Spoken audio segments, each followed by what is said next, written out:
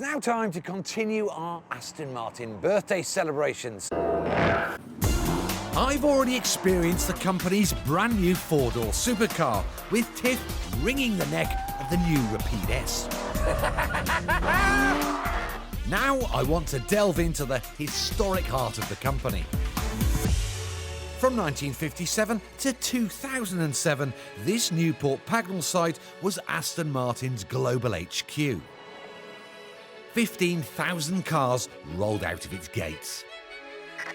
It's now home to a state-of-the-art showroom and is the base for the jewel in Aston's crown, their Heritage Centre. The master craftsmen here are internationally renowned for their immaculate restorations. Manager Graham Darby is granting me privileged access to this hallowed ground. So this is Heritage Restoration Centre? Yes. Yeah? In here we do all the mechanical work on heritage vehicles.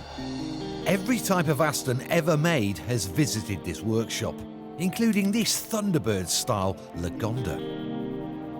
A DB6 once owned by Paul McCartney, and their most famous model of all, the 007 DB5. So basically, I mean, going all the way back to this? Yes, 1925. Pretty much everything. 100 years worth of motoring. Absolutely, yes. In here being restored. An average length of restoration? 12 to 14 months. Okay. Can I talk about money? How much did it cost? Say that two over there. I prefer not to discuss I know, that. but just a roundabout number. What? Depending on the base vehicle, you'll get change out of 300,000. Modern manufacturing sees body panels being put through all manner of robotically controlled heating, cutting and shaping processes. This ensures incredible consistency and a quick turnaround of parts, but doesn't involve a fraction of the human skill in here. As the original Astons weren't made by robots, they're not restored by them either. Each aluminium panel is cut and hammered by hand before being smoothed using a technique called rolling and then welded into place. This rolling is the hardest job of all, and a skill I'm being taught by shop manager Charlie Briggs. How do you kind of visualise in your mind where this metal needs to stretch to give it the shape?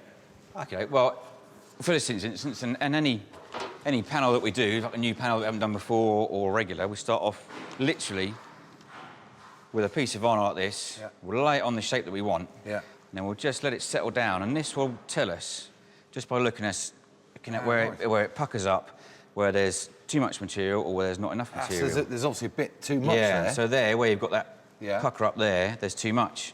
So we've either got to crimp that or stretch this. So that whole front section, Yeah. how long does that take? In man hours, about 150 hours. Right, that's amazing. Right, so what's this called? This is the English wheel, and this is what allows us to stretch metal. Each time you approach a job, the first thing you have to do, obviously get the right wheel in for the job you want to do. So you've got different shapes of this wheel? That's right, yeah. You get different profiles, they'll obviously give you different curves. And this is all done by eye? This is just a bit of feel? And... All done by eye, yeah. So this is how you make an Aston Martin DB5? This is how you make an Aston Martin DB5 nose panel. Well, it's much softer than I thought. It is, it's a feel thing, isn't it? You've got to not only with your eyes, but you've got to feel it in your hands. Yeah, exactly. All the senses are working for you. By moving the panel across the wheels smoothly, I'm changing the shape of it in two planes simultaneously. What happens if you go diagonally too much? Well, you'll start to bring it up in a diagonal fashion, so you'll end up with a ridge going through it. Almighty. After working for half an hour, it was time to find out if I could ever qualify as a panel beater for this most revered of establishments. So, am I doing all right, do you think? Well, let's have a quick look.